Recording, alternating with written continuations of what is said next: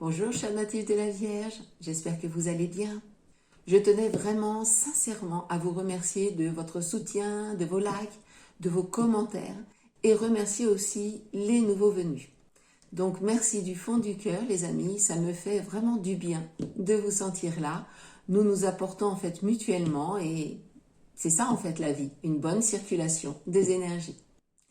Alors les amis, pour fêter le printemps qui arrive bientôt, il y a des jours où on a même l'impression qu'il est déjà là, comme aujourd'hui, mais depuis hier, il fait très très beau temps en Normandie. Et pour vous remercier aussi, je dirais même surtout, à ma façon de tous ces retours, une petite surprise pour vous ce mois-ci. En effet, ne dit-on pas que le printemps est la saison des amours naissants? Alors, pour fêter ça, eh bien, je vous propose une extension relationnelle et sentimentale de votre guidance générale du mois de mars. Alors, pour ce faire, j'ai donc repris les énergies des maisons astrologiques 5, 7 et 8 de votre guidance générale, qui sont particulièrement révélatrices des dynamiques relationnelles et amoureuses. Alors, cette guidance s'adresse bien sûr aux natifs de la Vierge, mais aussi à vous si vous êtes ascendant Vierge, Lune en Vierge, ou même Vénus en Vierge, puisque nous parlons ici de relations et d'amour, les amis. Alors, je vais tirer 2 cartes supplémentaires pour chaque maison et je vous retrouve tout de suite après. Alors mes amis, nous allons donc commencer la guidance donc avec l'As de bâton en maison 5. Alors, dans le domaine amoureux, ici dans la maison 5, on parle de séduction, de désir, de flirt, de premier coup de cœur et aussi de passion. Elle évoque également les sorties à deux, et tous les moments en fait de plaisir partagé, tout ce qui est léger, ludique et nouveau aussi côté cœur. On n'est donc pas forcément ici bien sûr dans un engagement durable. En tout cas, pour le moment, comme je vous l'ai dit dans la guidance générale. Nous sommes plutôt dans une énergie vivante, spontanée, à savourer tout simplement dans l'instant. Nous allons donc regarder les énergies qui précisent cet as de bâton. Alors, très bien, nous avons le roi de denier, ok, et la roue de fortune, bien, ok. Alors, le roi de denier ici, bien, oui, il vient nuancer bien sûr l'as de bâton. Nous sommes ici dans des énergies bien différentes. Ce qui était au départ une étincelle prend ici, je dirais, une dimension beaucoup plus profonde. L'as de bâton, on l'avait vu, c'est l'élan, la vibration, le désir qui s'éveille, le cœur, oui, qui s'emballe. C'est ce moment où quelque chose s'allume en vous, où vous vous sentez vivant, attiré, inspiré. Une énergie très spontanée, presque instinctive. Mais avec le roi de denier et la roue de fortune, eh bien, on comprend que cette étincelle n'est pas là par hasard. Le roi de denier, lui, vient en fait poser une base. Il vient ancrer. Là où l'as de bâton excusez-moi, parle d'impulsion, eh bien, le roi de denier, lui, parle de construction. Il évoque donc la stabilité, la maturité affective et la capacité aussi à bâtir dans la durée. Ce n'est pas quelqu'un en fait qui joue avec les sentiments, le roi de denier. Non, non, non, pas du tout. C'est une énergie fiable, rassurante et solide. Quelqu'un en fait qui sait ce qu'il veut et qui avance avec constance, régularité et qui sécurise. Et puis nous avons la roue de la fortune. Eh bien la roue de la fortune ici parle de tournant, de changement inattendu et de synchronicité. Quelque chose en fait, oui, bascule. La vie place sur votre chemin, ici, je dirais, une opportunité relationnelle au bon moment. Ce n'est pas une simple rencontre, les amis, mais un mouvement du destin. Et un nouveau cycle, ici, pour moi, s'ouvre. Ensemble, ces 2 cartes viennent en fait magnifier l'as de bâton. Oui, il y a le coup de cœur. Oui, il y a l'attirance soudaine. Mais cette fois, eh bien, elle pourrait bien s'inscrire dans la durée. Pour les célibataires, eh bien, cela peut annoncer une rencontre même surprenante, presque un coup de foudre, car la roue amène l'imprévu. Mais contrairement à une passion passagère, eh bien, le roi de denier lui suggère quelqu'un de stable, de sérieux, avec une vraie intention de construire. Alors ces cartes parlent en effet, oui, d'un coup de cœur puissant qui pourrait évoluer progressivement vers un lien solide et durable. Dans ce cas, eh bien, on me parle ici de quelqu'un de fiable, de constant, sur qui vous pouvez réellement compter. Une personne plutôt posée, mature, qui inspire naturellement confiance. Elle a, oui, c'est ça, une autorité, je dirais, naturelle, tranquille, qui vient en fait de son expérience et de sa solidité intérieure. Avec cette personne, eh bien, vous allez pouvoir vraiment vous sentir en sécurité, mes chères vierges, soutenue et respectée. C'est une personne qui va vraiment montrer ses sentiments par des actes concrets, par sa présence et bien sûr aussi par son engagement. C'est quelqu'un en fait qui ne promet pas à la légère, non, il construit. Et associé à l'as de bâton, eh bien, cela donne une relation, je dirais, à la fois stable et passionnée, capable de s'inscrire dans la durée. Si vous êtes déjà en couple, eh bien, cette combinaison parle aussi d'évolution. Le roi de denier peut représenter ce que vous avez déjà construit ensemble, les bases stables de votre relation. Il symbolise un amour ancré, fiable, qui tient dans le temps. Il y a quelque chose d'assez rassurant dans votre lien ici. Mais la roue de fortune vient insuffler ici un mouvement. Elle indique un changement de dynamique, un nouveau cap, une évolution naturelle.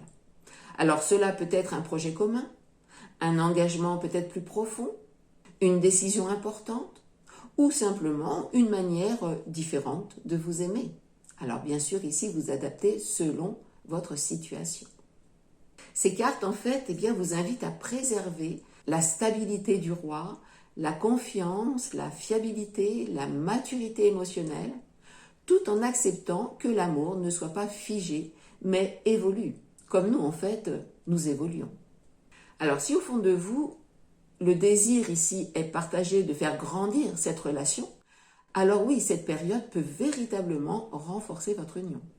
À condition bien sûr d'accueillir le changement avec ouverture, souplesse et bienveillance. Alors pour conclure ici, eh bien, je dirais gardez la sécurité, mais laissez entrer le nouveau entre la roue de la fortune et l'as de bâton. Restez ancré avec le roi de denier, mais autorisez aussi le mouvement dans votre couple. C'est cet équilibre entre stabilité et évolution qui permettra à votre couple de se consolider encore davantage en profondeur et en conscience, les amis. Alors, maintenant, nous allons voir les choses sur un plan strictement relationnel, c'est-à-dire amical, familial, professionnel et votre entourage social. Je vais diviser à chaque fois mon interprétation en deux. Une interprétation vraiment strictement relationnelle, comme je viens de vous dire, donc amical, familial, professionnel, entourage social et strictement amoureux. Alors, ici donc, je vais commencer le relationnel. L'as de bâton me parle d'un nouvel élan dans la vie sociale. Vous êtes plus entreprenant, vous avez envie d'agir, de bouger, de sortir, voilà, de créer des liens en fait. Une nouvelle énergie, une nouvelle vitalité ici vous habite. Vous êtes porté par un désir de mouvement. Alors peut-être le printemps qui pointe son nez, parfois ça fait cet effet. Un peu comme la nature, eh bien on sort de notre hibernation, une envie de vivre plus intensément s'empare de nous. Fini en fait les soirées calmes devant la cheminée, fini le confort des charentaises, même si vous n'en portez pas. Place à la vie et place au vivant. Je rigole, mais c'est un peu ça en fait. Les énergies du printemps eh bien, nous réveillent. Envie de soleil, envie de lumière, envie de mouvement. Alors vous allez certainement agir par élan ce mois-ci. Peut-être la Vierge folle qui se réveille, qui sait. Attention, oui, toutefois ici à l'impulsivité. Suivez votre élan, oui, votre intuition également, mais n'oubliez pas pour autant votre bon discernement, mes chères vierges. Avec le roi de denier, eh bien, une personne stable et fiable ici peut jouer un rôle déterminant auprès de vous ce mois-ci. Un ami, un collègue de confiance, un membre de la famille qui vous soutient, quelqu'un en tout cas qui sera pragmatique, constant et qui vous apportera son aide et aussi son bon sens. Alors, ce roi de denier, ce peut être aussi vous, bien sûr. Vous êtes plus mature, plus responsable dans vos relations. Peut-être moins dans le superficiel et plus dans la qualité de la relation. Bien que souvent les vierges aiment la profondeur dans les relations. Ben voilà, c'est un mois, je dirais, plus léger. Avec la roue de la fortune, il y a un tournant ici, un changement de dynamique dans votre entourage.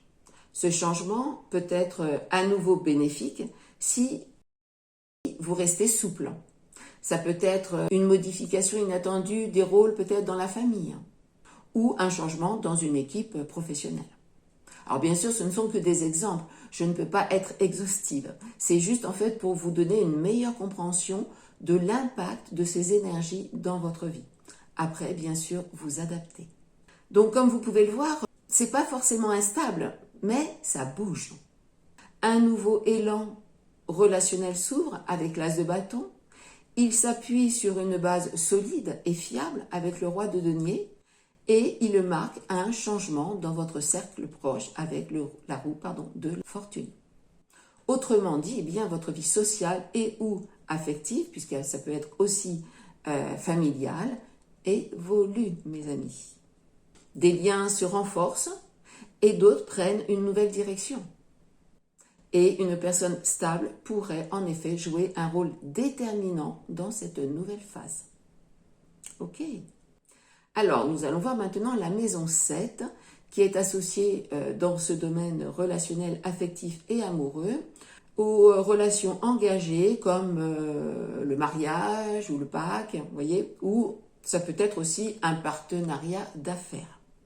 Le PAX, je crois que j'ai dit le PAC, excusez-moi, le PAX. Et la maison 7 parle aussi eh bien, de votre comportement et de ce que vous attendez de votre partenaire. Alors, pour rappel, bien sûr, dans la guidance générale, l'as d'épée, ici, en maison 7, apportait donc une grande clarté relationnelle. C'était une période de tri, mise au point importante, expression de vos besoins, disparition aussi progressive des illusions avec cet as d'épée. Vous étiez guidé en fait par votre lucidité. Vous saviez ce que vous vouliez et ne supportiez plus les non-dits. Alors, nous allons découvrir quelle énergie vient compléter et préciser cet as d'épée en maison 7. Oh, regardez ce que nous avons. Un autre as d'épée.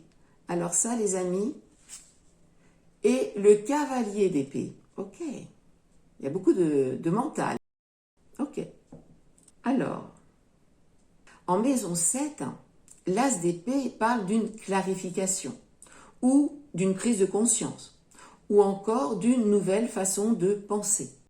Et du coup, bien sûr, suivi d'une nouvelle façon aussi de se comporter. Alors ici, je vais commencer avec le relationnel au sens large. Donc, je vous rappelle, ce sont les amis, la famille, les partenariats professionnels. Et nous verrons tout à l'heure le domaine amoureux. Alors, eh bien, ces cartes confirment clairement qu'il y a encore du tri ou une clarification à faire. Vous avez une énergie d'air ici très forte, avec double foi l'as d'épée. Donc mental, vérité, parole, décision nette et claire. Vous ne pouvez plus faire semblant ici. Une vérité doit être dite, entendue et assumée aussi. Alors concrètement, eh bien, vous pourriez dire ce que vous pensez et ressentez vraiment. Refusez aussi les faux semblants, les masques sociaux. Ne plus mettre, comme on dit, vous voyez, la poussière sous le tapis. Exprimez vos besoins sans détour. Et le cavalier d'épée, ici, eh bien, apporte la détermination, le courage et la prise de position rapide. Parfois même une confrontation directe. Mais attention aussi à l'impulsivité avec ce cavalier. On peut parler ou trancher peut-être trop vite, hein, sans écouter l'autre, sans prendre le temps de l'écouter. L'énergie demande donc, oui, un dynamisme, c'est certain, mais un dynamisme réfléchi. Alors par exemple, avant une discussion importante, eh bien, vous pourriez vous demander comment dire ma vérité avec clarté, tout en restant respectueux de l'autre. L'as d'épée ici invite à trancher, mais à trancher avec justesse. Et le cavalier, eh bien, vous donne le courage de le faire. Alors concrètement, cela peut être dissiper un ancien malentendu. Dire enfin, ce que vous gardiez en vous pour peut-être éviter les conflits ou ne pas faire de mal à l'autre, voyez. Vous pourriez aussi exprimer un besoin qui jusqu'à maintenant n'avait jamais été formulé ou clarifier une situation ambiguë. Vous pourriez par exemple dire à un ami que vous vous êtes senti mis de côté ces derniers temps ou à cette soirée, etc. Voyez. Expliquez aussi à un proche que certaines paroles eh bien, vous blessent ou certains comportements vous blessent. Ou poser un cadre clair dans une collaboration. Alors parfois, il ne s'agit même pas de confrontation, mais simplement en fait de changer votre manière de communiquer. C'est-à-dire en fait parler en je avec votre ressenti plutôt qu'en tu avec des reproches derrière. Dire par exemple ça me touche, ça me peine, je suis triste, j'ai besoin de, voyez, plutôt que tu m'as fait ça, tu as dit ça. Vous voyez, le tu, c'est, d'ailleurs on dit le tu, parce que souvent il y a un reproche qui arrive derrière. Mais rassurez-vous, on le fait tous. Et du coup, eh bien, c'est quelque chose que l'on doit apprendre à faire. D'ailleurs, pour cela, je vous conseille vraiment la communication non violente, elle est vraiment impeccable pour ça. Donc, cette façon en fait de communiquer peut transformer vos relations. Une amitié peut s'approfondir, un lien familial s'assainir, une relation professionnelle devenir plus respectueuse. La façon de dire les choses change tout, les amis. Et ici, avec l'as d'épée et le cavalier d'épée, enfin le double as d'épée, il ne s'agit pas forcément de couper le lien, mais simplement d'aligner vos relations avec votre vérité intérieure. Et dans d'autres cas, eh bien, cela peut aussi signifier structurer ou lancer rapidement un projet ou un partenariat de manière claire. Donc ici, clarté, courage, justesse sont les énergies dominantes. Passons au plan amoureux. Ici, bien sûr, avec les épées, nous ne sommes pas dans une énergie romantique naïve, hein, mais dans une dynamique, je dirais, de vérité, de lucidité et de décision intérieure. Le fait que l'as d'épée soit doublé parle d'un tournant décisif. Prise de conscience mutuelle, alignement mental très fort ou confrontation inévitable. En fait, ici, c'est l'énergie du je sais ce que je veux et je sais ce que je ne veux plus. En maison 7, cela peut annoncer, par exemple, la fin des non-dits, une demande d'officialisation aussi, ou une rupture nette selon votre situation. Cela peut aussi signifier couper avec un ex, sortir d'un attachement mental, ou arrêter de fantasmer une relation impossible. Vous voyez, ici, on tranche, on nettoie, en fait, voilà, on libère de l'espace. Et s'il y a rupture ici, eh bien, elle sera saine. Si vous êtes célibataire, cela peut marquer un tournant relationnel. Amoureusement, vous êtes plus lucide. Alors, vous pourriez prendre, par exemple, une décision intérieure forte. Vous pourriez aussi vous libérer d'anciens schémas, comme par exemple attirer toujours le même genre de personnes, voyez. Ou encore, vous pourriez faire une rencontre basée sur l'authenticité. Pas de non-dit, pas de faux-semblants, pas de choses à moitié dites, voyez, c'est direct, c'est franc. On abat, je dirais, tout de suite en fait ces cartes. Avec l'as d'épée ici doublé, eh bien vous sortez vraiment des illusions. C'est l'énergie du « je sais ». Alors le défi ici, eh bien, sera simplement de ne pas devenir trop mental ou trop exigeant au point de couper l'émotion, bien sûr. Mais c'est le début d'un nouveau chapitre. Et un chapitre qui s'écrit désormais avec un grand V, avec vérité. Le cavalier d'épée, lui, agit vite. Il parle sans détour. Il peut être impulsif, direct et même parfois brusque. Alors en amour, eh bien, cela peut symboliser quelqu'un peut-être qui revient pour dire sa vérité.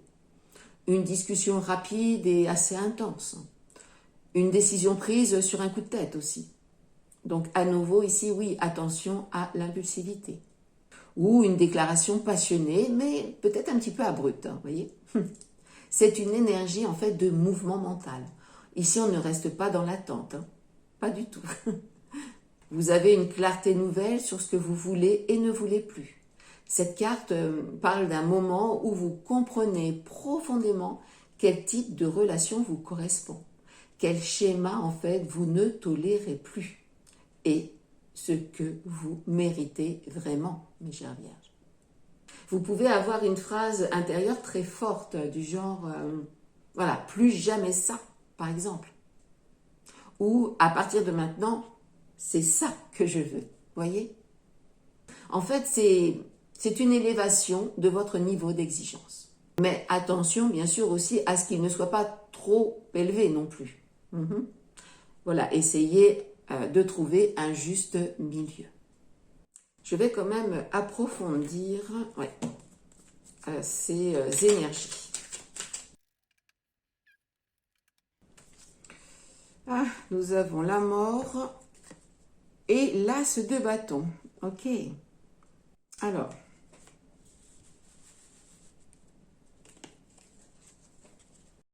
Si je vous les mets comme ça. Hop, on va faire ça. Et ça.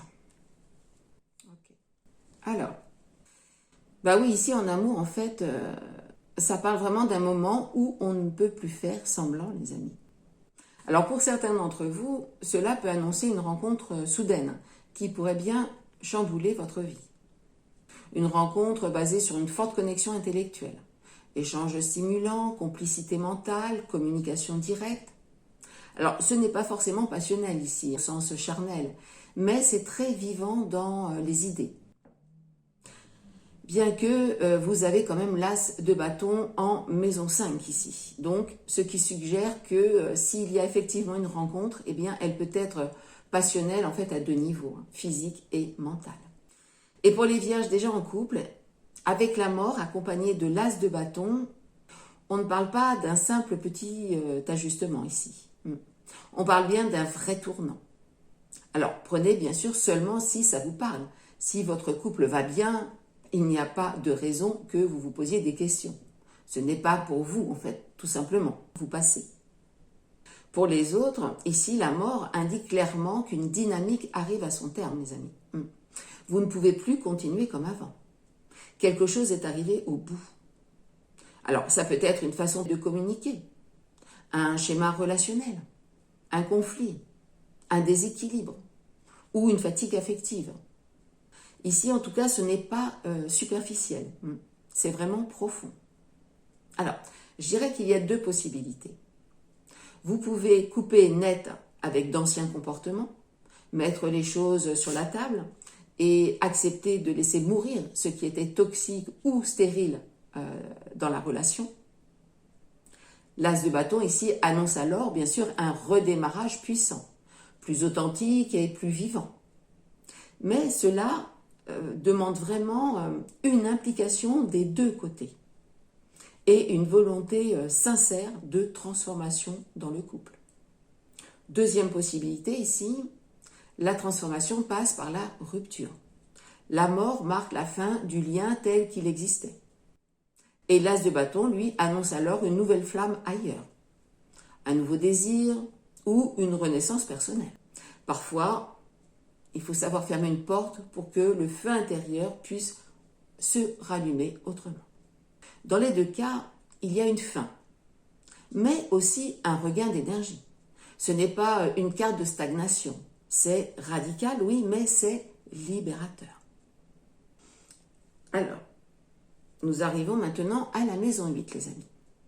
Je vous le rappelle, dans le domaine amoureux, cette maison parle surtout de sexualité, d'intimité profonde et aussi de transformation émotionnelle. Et ici, nous avions le 7 de denier. Voyons maintenant les énergies qui l'accompagnent. C'est très beau, nous avons le 3 de coupe et encore un cavalier. Eh bien, dites donc, et le cavalier de bâton. Ok, alors, le 7 de denier dans cette maison nous disait qu'une relation avait besoin de temps pour s'épanouir pleinement. Ce qui rejoint ce que nous avons déjà vu dans la guidance. Ça commence par une relation légère, vivante, voilà, et progressivement, en effet, ça peut devenir une relation solide. Le 3 de coupe, lui, apporte la joie, le partage et le lien. Alors, si rencontre il y a, eh bien, elle ne se fait pas en tête-à-tête dans un endroit cocooning, les amis. Non. Cela parle plutôt d'un contexte social ou amical. Une soirée entre amis, une sortie, un événement, une manifestation, bref, un moment où vous êtes vraiment entouré dans une ambiance plutôt conviviale ici et détendue. Alors, je ne peux pas m'empêcher ici aussi de faire le lien. Dans votre guidance générale, vous aviez l'As de coupe en maison 11, la maison des amis, des réseaux et des projets. Donc, en fait, vous voyez, tout se relie. Ouverture de cœur plus cercle social ou cercle amical ou professionnel égale opportunité affective. Le cavalier de bâton, lui, apporte la passion, l'élan, la flamme. Ça peut commencer, en effet, comme nous l'avons vu, dans la légèreté, et évoluer vers quelque chose de plus intense et de plus intime. Donc vraiment, les amis, je vous le redis, sortez, acceptez les invitations, ouvrez-vous. Quelque chose peut se déclencher.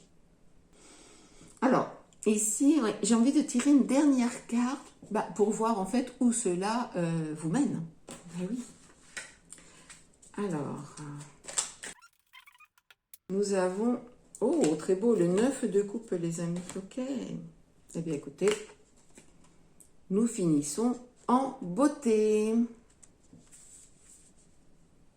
C'est vraiment magnifique. Ici, on parle de satisfaction, de contentement, de désir qui se réalise.